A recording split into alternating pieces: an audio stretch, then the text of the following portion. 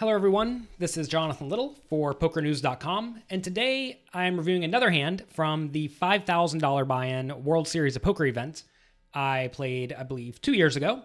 Today we have another hand from this final table. As you see, I have chipped up to a very nice 100 big blind stack. That's a pretty nice stack. At this point in the tournament, the other players at the table all had about 25 to 35 big blinds, so there were no obvious short stacks. However, the player on the button in this hand, Jonathan Jaffe, who is a very good, well-respected loose aggressive player, does have 100 big blinds on the button. So we are the two chip leaders.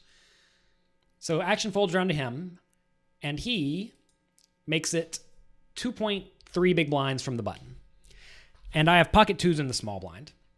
This is a spot where in the past I would typically call and just hope to set mine, but I do not think that is the best strategy. I think a much better play in this scenario is to re-raise and apply pressure.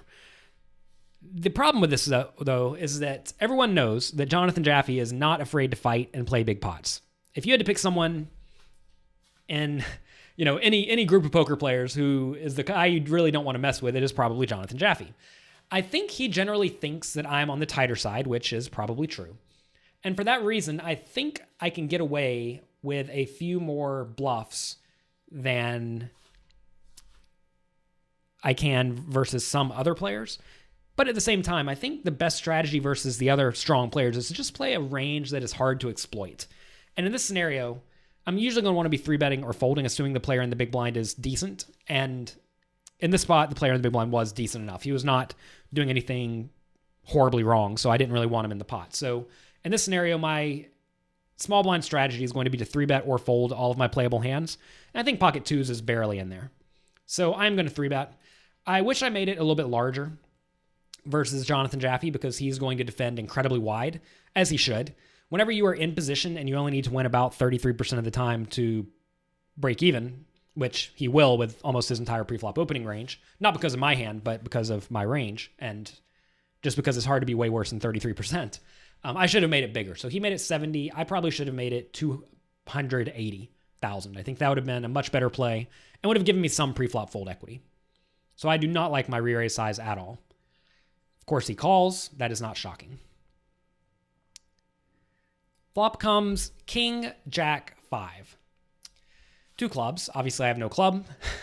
This is a horrible flop for me.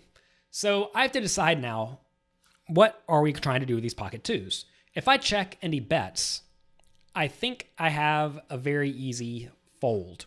And that's because I lose to all made hands. I'm drawing very thin versus all made hands. And also, if he has a draw, pretty much any draw, he is in fine shape. Like, notice if he has Queen 9 offsuit, it's not like he's that far behind. And if he continues betting on any turn or river, I also would have to fold. So checking is not a great option unless I plan to check fold. And I really don't like check folding versus a player who is known to be very aggressive, someone who fights for pots. The alternative to this is I can make a continuation bet, which I would with all of my range. That is strong for sure. And if I'm going to be betting all of my strong hands, I probably want to be betting some of my bluffs as well. And if you think about this, on this board, I really should not have too many bluffs. If you want to look at my pre-flop 3-betting range, it may look something like this. And you'll notice that all of these big cards up here connect pretty well with this board. I mean, they all have at least a gut shot. So the only time I really miss is when I have ace-x suited that does not have a flush draw. And notice then, like ace-x of spades has backdoor flush draws.